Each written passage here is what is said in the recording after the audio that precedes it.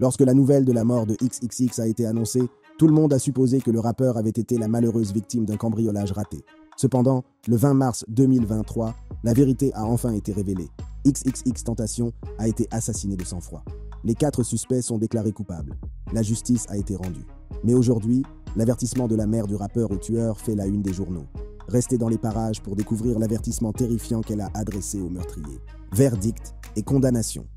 Le 20 mars 2023, un jury a scellé le destin de 3 hommes après un mois de procès et 8 jours de délibération. Michael Boatwright, Dedrick Williams et Trayvon Newsome ont été reconnus coupables de meurtre au premier degré et de vol à main armée. Chacun d'entre eux a été condamné à 2 peines de prison à perpétuité. Tout au long du procès, les suspects n'ont montré aucun remords pour leurs actes. Cela montre à quel point le trio est froid. Michael Boatwright a même eu l'audace de sourire et d'envoyer des baisers à la famille de XXX pendant le procès. C'était inquiétant à regarder, surtout pour la famille de XXX. À la barre des témoins, Penelope Jones, la grand-tante de XXXTentacion, a fait part de son chagrin en déclarant « Jassé était aimé de sa famille et de ses amis dans le monde entier. Vous l'avez assassiné et avez laissé un trou béant dans le cœur de chacun. » La grand-tante de XXX n'a pas pu cacher sa joie devant l'issue de l'affaire. Bien que les personnes âgées soient connues pour leur sympathie à l'égard des jeunes hommes, il en allait différemment cette fois-ci. Lors d'un entretien avec la presse, Madame Jones a exprimé son dégoût pour la conduite du trio au cours de la procédure judiciaire. Elle a déclaré aux journalistes qu'à chaque fois qu'elle assistait au procès et qu'elle jetait un coup d'œil aux 3 meurtriers, ceux-ci ne manifestaient aucun remords pour leurs actes. Selon elle, ils souriaient constamment, en particulier Boatwright. À la barre des témoins, avant la lecture du verdict, la grand-tante de XXX a déclaré « Vous n'avez montré aucune empathie envers la famille que vous avez détruite par vos actes malveillants et insensibles. Quelle que soit la peine qui vous sera infligée et quel que soit le trou où vous serez envoyé, j'espère que ce sera l'enfer et que vous y pourrirez. » C'est Boatwright qui a tiré les coups de feu qui ont mis fin à la vie du célèbre rappeur. Pourquoi aurait-il agi de la sorte alors qu'il était à l'origine de tout cela? S'était-il résigné à l'idée que son noix était cuite? Ou bien ce type était-il tout simplement fou? Je pense qu'il savait que son temps était écoulé. Il n'y avait aucune chance qu'il soit déclaré non coupable. Il y avait des preuves accablantes contre le trio. La preuve la plus accablante était la confession de l'un de ses complices, Robert Allen. En échange de l'abandon de l'accusation de meurtre prémédité au premier degré, Allen a plaidé coupable du meurtre au second degré de XXXTentacion et de vol à main armée. Il a dû témoigner contre les 3 autres accusés dans le cadre d'un accord avec le procureur. Il a témoigné contre les 3 complices le 2e jour du procès, le 8 février 2023. Certains pensent qu'Allen n'a témoigné que pour obtenir une peine plus légère. Selon ses propres termes, Allen a déclaré à la cour « J'aimerais certainement obtenir une peine plus légère, oui, mais j'ai certainement des remords. Je veux dire, je suis assis et je regarde la barre et je vois des gens pleurer et j'essaie de faire de mon mieux pour que sa famille, ses amis et ses fans obtiennent justice. » Il a été supposé qu'Allen avait accepté de témoigner parce que le comportement de ses co-accusés après l'incident avait pu prouver qu'ils n'étaient pas vraiment amis. Imaginez qu'après un cas qui pourrait vous valoir la prison à vie, vos complices refusent de vous donner une part égale du butin parce qu'ils estiment que vous n'avez joué qu'un rôle mineur. C'est exactement ce qui est arrivé à Allen. Après le vol et le meurtre, il s'est enfui avec une chaîne en or et 50 000 $ dans un sac Louis Vuitton. D'après son témoignage devant le tribunal, Newsome et Williams ont d'abord dit qu'Allen ne devait rien recevoir du butin parce qu'il semblait avoir joué le rôle le moins important dans le cambriolage et le meurtre. La seule chose qu'Allen a faite a été d'entrer chez Riva Motorsports et d'identifier XXX. Cependant, Boatwright a exigé qu'Allen reçoive de l'argent parce qu'il était là avec eux. Ils se sont mis d'accord sur un partage des 50 000 $ comme suit. 15 000 $ pour chacun des 3 principaux participants et 5 000 $ pour Allen. Allen a dû se sentir trahi. Il était là, avec des gens qu'il croyait être ses amis proches. Des gens qui, sans lui, n'auraient pas réalisé le casse. Ce qui rend la situation encore plus triste, c'est qu'il devait être condamné à la même peine qu'eux, alors qu'il a commis le crime dans une moindre mesure et qu'il a même reçu moins d'argent que les 3 autres. Si tel est le cas, Allen a bien fait de témoigner. Il est clair qu'il n'y a pas d'honneur parmi les voleurs. Allen devrait recevoir sa sentence le 12 avril. Pour en revenir à Boatwright, son comportement au tribunal n'a pas été du goût du manager de XXX, Solomon Soband. Dans un communiqué de presse publié après la lecture du verdict, le manager de XXX a déclaré « En juin 2018, la famille de XXXTentacion a reçu un appel déchirant l'informant que l'être aimé avait été enlevé. Enlevé est une façon passive de le dire. Notre proche, Jassé Onfroy, a été assassiné. La vie de XXXTentacion a été interrompue à l'âge de 20 ans. Il était sur le point de devenir un homme et de laisser le monde dans un meilleur état qu'il ne l'avait trouvé. Le manager de XXX était assis dans la même pièce que les tueurs du rappeur et a été dégoûté par leur comportement. Dans son communiqué de presse, il a déclaré « Nous avons assisté à l'intégralité du procès sans voir les accusés manifester la moindre once de remords pour avoir ôté la vie à Jassé. Ils nous souriaient, nous envoyaient des baisers, nous faisaient des signes de la main, sans même prendre en considération le fait qu'ils ont non seulement tué un fils, mais aussi un père. » Un autre élément de preuve important a peut-être scellé le sort du trio, d'où leur comportement troublant au cours de la procédure judiciaire, le témoignage de Tennell Carter. Dans la plupart des cas, les amants sont considérés comme les protecteurs des secrets les plus profonds. Ce n'était pas le cas de Tennell Carter, l'ex-petite amie de Dedrick Williams. Williams avait confié à sa petite amie les événements qui se sont déroulés le jour où XXX a été assassiné. Mais l'enfer n'a pas de fureur comme une femme bafouée. Tennell et Williams ont rompu, ce qui a poussé Tennell à témoigner contre son ex. Le 7e jour du procès, Tennell Carter est venu à la barre. Ses révélations sont accablantes. Selon la jeune femme, Drake et d'autres célébrités citées comme étant en conflit avec XXX n'ont rien à voir avec le meurtre. Nous reviendrons sur Drake plus tard, car son nom a suscité beaucoup de controverses tout au long du procès. Tennell Carter a confirmé que Williams lui-même lui avait dit qu'il était présent lors du vol et du meurtre. Le procureur lui a demandé « Dedrick Williams vous a dit qu'il était présent lors du vol et de l'homicide de Jassé Onfroy, n'est-ce pas ?»« Oui, madame », a-t-elle répondu. Elle a également confirmé que Williams lui avait dit avoir vu le vol commis par le tireur accusé, Boatwright, et le tireur, Newsom. Elle a également déclaré à la cour que Williams lui avait dit qu'il connaissait personnellement les co-accusés. Un détail choquant qu'elle a révélé est que Williams lui avait dit que l'incident n'était pas censé se dérouler de cette manière. Il semble que le tireur qui a tué XXX soit allé à l'encontre du plan de vol et ait commis un meurtre. Et il vous a dit qu'il les connaissait personnellement ? A demandé le procureur. Oui, madame, a-t-elle répondu. Drake Connection. Suite aux aveux de Tennell Carter, Drake, ainsi que d'autres rappeurs, ont été écartés de l'affaire. Drake faisait partie de la longue liste de rappeurs qui étaient en conflit avec XXX avant sa mort. Parmi eux figuraient le rappeur de Chicago 600 Breezy, Tekashi 69, Joe Budden et les membres du groupe de rap emblématique Migos. Cependant, Drake s'est distingué par un message sur les médias sociaux que XXX avait publié quelques mois avant son décès. XXX a posté « Si quelqu'un m'a tué, c'est à Champagne Papi. Je suis en train de moucharder. » Bien qu'il ait ensuite supprimé le message et prétendu que son compte avait été piraté, le mal était déjà fait. Tout le monde dans l'industrie soupçonnait Drake d'avoir mis en place un contrat sur XXX. Un autre incident qui a pu amener les fans de hip-hop à soupçonner Drake du meurtre de XXX est l'affirmation de 600 Breezy, selon laquelle Drake lui aurait indirectement donné le feu vert pour s'occuper de XXX. 600 Breezy, rappeur perceur et soldat notoire du Chirac, a rapidement été impliqué dans le conflit entre XXX et Drake. Ayant participé à la mixtape More Life de Drake, le rappeur a pris la défense de ce dernier. En abordant le conflit entre Drake et XXX, via un enregistrement sur les médias sociaux que DJ Academics a repartagé, Breezy conseille à XXX de se concentrer davantage sur sa carrière musicale. Il a même fait l'éloge de XXX en disant « Il a une bonne fanbase, surtout là d'où il vient. Ils font des émeutes pour lui. » À l'époque, Breezy était confiné dans son état d'origine en raison de problèmes juridiques. Cependant, le rappeur a révélé qu'il aurait bientôt la liberté de voyager et qu'il serait alors prêt à rencontrer XXX. Breezy a également confirmé que Drake lui avait déjà donné la permission d'affronter XXX. À chaque fois que j'ai demandé à mon ami, Drake, « Est-ce que je peux me mettre sur le cul de quelqu'un ?»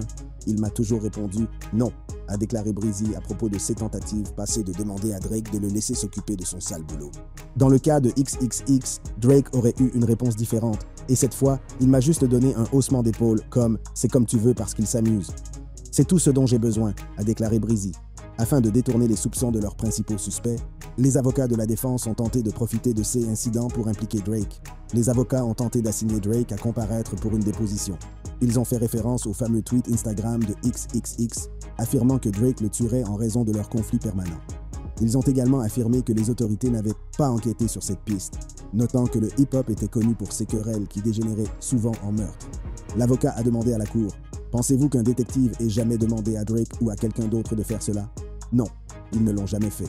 Les avocats de la défense ont allégué que Drake entretenait des liens étroits avec plusieurs personnes affiliées à des gangs, ce qui lui aurait permis d'ordonner facilement la mort de XXX. L'une de ces personnes était Hassan Ali. Dans un podcast populaire animé par DJ Academics, Hassan Ali a affirmé qu'il était le tireur de Drake. L'avocat a également souligné les paroles de Drake après la mort de XXX, qui semble faire référence au défunt rappeur. Dans l'une de ses chansons, On BS, Drake chante « Je n'ai jamais mis de prix sur le bœuf jusqu'à ce qu'on mette fin à cette merde. Je paie $1 demi-million pour son âme. Il est mon ennemi juré. » Dans une autre chanson, I'm Upset, Drake chante « 50,000 on my head, it's disrespect. » ce qui, selon les fans, fait référence au fait que XXX a retiré 50 000 $ en liquide avant d'être abattu. Les avocats de Drake ont réagi à ces allégations en déclarant « Dans une affaire comme celle-ci, il est à la fois déraisonnable et oppressif de citer à comparaître une partie extérieure à l'État qui n'a été mentionnée dans aucun rapport, aucune enquête et qui n'a pas été référencée comme ayant une quelconque implication dans cette affaire. » Sur la base des preuves fournies jusqu'à présent dans cette affaire, il existe une vidéo qui prétend montrer les accusés comme ayant participé au meurtre de la victime. Aucune preuve n'a été fournie pour étayer l'affirmation selon laquelle Graham aurait contribué de quelque manière que ce soit à l'incident présumé, en aurait eu connaissance ou y aurait participé, et il est déraisonnable de lui demander de comparaître pour une déposition dont il n'a manifestement aucune connaissance pertinente. Le juge n'a pas manqué de relever les efforts déployés par l'équipe de défense pour impliquer une autre personne dans l'affaire, alors qu'il était évident qu'elle n'avait rien à voir avec le crime. À ce stade, il me semble que ce n'est rien d'autre que du harcèlement à l'encontre de quelqu'un. Vous essayez maintenant d'entraîner quelqu'un qui est une célébrité. Réaction de la mère. Pour la plupart des gens, nous ne comprendrons jamais la douleur que ressentent les mères lorsqu'elles perdent leurs enfants. Cependant, la douleur est ouverte au monde entier. C'est le cas de la mère de XXX, Cléopatra Bernard. N'ayant eu que 2 enfants, XXX et son frère Aiden, elle avait le cœur brisé. 1 mois exactement après l'assassinat de sang-froid de son fils, elle s'est rendue sur Instagram pour partager ses sentiments. Elle a posté « Aujourd'hui, cela fait 1 mois que tu nous as quittés et je n'arrive toujours pas à m'y faire. Je t'aime de tout mon cœur et tu me manques au-delà des mots LLJ. » Lors d'une interview radio sur 99 Jams, on a demandé à Cléopatra ce qu'elle se rappelait du jour où son fils a été assassiné. Sa réponse est éloquente. La mère de XXX n'a manifestement pas été impressionnée par le comportement de l'assassin de son fils au cours du procès. Elle a fait part de ses sentiments après la lecture du verdict et la condamnation du trio. Après que les 3 hommes ont été reconnus coupables de meurtre au premier degré, elle s'est rendue sur Instagram pour partager ses sentiments sur l'issue de l'affaire. Elle a posté une story disant « Tu as enfin obtenu justice, Ja. » Il est important de noter que l'affaire a duré 5 longues années avant d'en arriver là. Dans son message, elle exprime son soulagement, car la famille peut désormais tourner la page. Un net citoyen a également exprimé sa frustration quant au fait que l'affaire ait duré si longtemps, alors que les preuves étaient claires comme de l'eau de roche, en déclarant « Pourquoi cela a-t-il pris 5 ans pour se produire ? Je comprends qu'il y a beaucoup d'affaires judiciaires qui se déroulent en même temps aux États-Unis, mais je ne comprends pas que des affaires aussi évidentes et ouvertes mettent autant de temps à aboutir. » Elle a ensuite posté un autre article dans lequel elle portait un t-shirt avec le visage de son fils et l'a légendé. « J'ai fait en sorte que tu sois présent dans la pièce. » Lorsque le juge a annoncé que les assassins de XXX passeraient le reste de leur vie derrière les barreaux, elle n'a pas hésité à faire savoir au monde ce que cela signifiait pour elle. Elle s'est rendue sur Instagram où elle a posté un article relatant l'histoire de la peine d'emprisonnement. Elle a légendé l'article en disant « Dieu est bon ». Elle ne s'est pas arrêtée là. Dans une interview accordée à TMZ, elle a déclaré qu'elle pensait que la peine était plus qu'appropriée, étant donné que son fils a été assassiné alors qu'il n'avait que 20 ans. Il est clair que personne n'a été impressionné par le comportement de Boatwright au cours de la procédure judiciaire. Le fait qu'il ait envoyé un baiser à la famille de XXX n'a plu à personne, surtout pas à Cléopatra. La mère de XXX n'a pas eu de mots doux pour le trio. En fait, les 3 condamnés devraient être terrifiés par ce qu'elle a dit. À Boatwright, qui l'a nargué tout au long du procès en lui envoyant des baisers, elle a dit qu'elle espère qu'il obtiendra le baiser qu'il désire tant. Un fan de XXX sur Internet a eu la même réaction en postant « Voyons s'il fait des bisous à ces hommes en prison ». Cléopatra a également eu des mots pour les 2 autres condamnés. Elle a déclaré à TMZ « J'espère que ces messieurs garderont une bonne prise sur le savon glissant ». Cette remarque fait référence à un épisode de la série d'animation populaire de Boondocks, dans lequel il est révélé que les détenus sont victimes d'agressions sexuelles dans les douches des prisons, notamment lorsqu'ils font tomber leur savon en prenant leur douche. Tout d'abord, il était clair que la mère de XXX ne leur souhaitait pas un séjour agréable en prison. En outre, elle pensait qu'ils seraient des cibles en prison qui dormiraient toujours avec un œil ouvert. Cléopâtre continue de veiller à ce que son fils ne soit jamais oublié, comme elle l'avait promis. Elle l'affiche toujours, lui et sa musique, sur ses pages de médias sociaux. Réaction de la petite amie. Sans même tenir compte du fait qu'ils ont non seulement tué un fils, mais aussi un père. Ce sont les mots prononcés par le manager de XXX après le verdict. XXX avait certes laissé derrière lui sa mère et son frère, mais il avait aussi laissé un enfant. Son fils Gekiume, âgé de 4 ans, est désormais sous la garde exclusive de sa mère. Genesis Sanchez, la mère de l'enfant de XXX, s'est également exprimée après la condamnation. Tout d'abord, Genesis a déclaré que justice avait été rendue.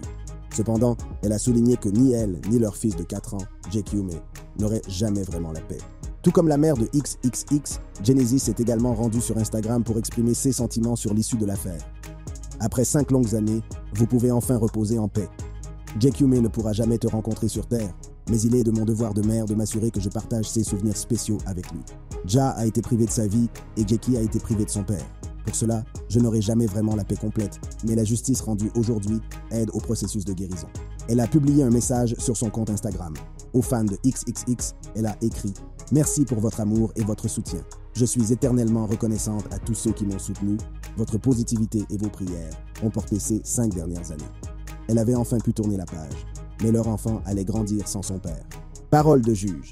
Si vous pensiez que les mots de la mère de XXX étaient durs, attendez d'entendre ce que le juge avait à dire aux 3 criminels. Honnêtement, les mots du juge Michael Uzan ont été très durs.